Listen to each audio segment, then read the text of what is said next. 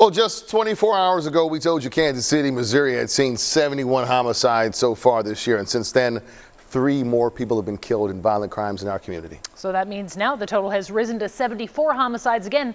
That's in just the first 5 months of 2023. And all 3 of the most recent homicides that we've seen happened within just about 2 miles of each other. Police were called to the areas of 36th and Agnes Avenue, 33rd and Colorado Avenue, and 34th and Wabash Avenue. So police first were called to 36th and Agnes around 4 yesterday afternoon. Police say people there said a shooting victim showed up and was then driven to the hospital. An ambulance was called during that drive. The victim, now identified as 19-year-old Dion Miles, later died at the hospital. Well, at 33rd and Colorado, officers found 24-year-old James Allen Jr. inside a vehicle that was parked in an apartment complex. He was shot, taken to the hospital where he died. Then officers called to 35th and Wabash for a shooting there. They tell us 33-year-old Antonio Wells inside a home when he was shot and killed. A person of interest was taken into custody. So with so much violence happening in our neighborhoods, many wonder what can be done to stop it.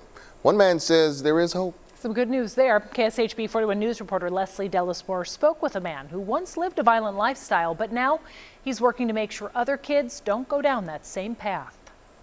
So really the country and the city want to make change, they have to listen to those gunshots. The issue with violence is the fact that adults are not listening. And when grown folks are listening, then you'll see change. Osco Bolton says the problem with violence isn't easy to solve, but there is a solution. And it starts with listening to kids in our city. When we come talk about violence and gangs and young people, we go and get people who don't even have an experience with youth violence. And those become experts, the people we listen to, because they have a degree, but they don't have necessarily the physical and the mental experience. But Bolton does, as he was once on the inside. Where I come from, yeah, we were shot. We've been in shootouts. I lost my 11-month-old nephew back in '93, you know, and he was murdered 2 weeks before his first birthday. There's too many mothers burying their sons and grandmothers watching their grandchildren be buried. That's not the way it should be. Now on the outside, Bolton helps kids with leadership development, character building, and more. A less violent way to success. The secret is you have to create another gang for them to be a part of. I want you to bring some of your brothers with you, some of your sisters with you, and we're going to create a better gang. But if everyone comes together, Bolton says putting money and resources into kids experiencing violence can eliminate the crime scene tape seen all too often across our community. If we just did that, you could cut violence in half in the first year. Guaranteed. It's enough good men and women in Kansas City on both sides of truce. We don't have to have 100 homicides a year. We can get down to 20. But we gotta want it though. In Kansas City, Leslie Delasbour, KSHB 41 News.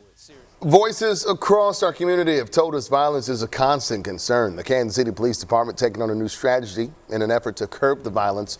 Police, along with partner organizations, canvassing vulnerable neighborhoods to form connections with those who live there. They're being proactive to stop retaliation, reaching out to those who've been impacted with violence and may respond with even more violence. They're also placing emphasis on improving neighborhoods to enhance the quality of life for the people who live there.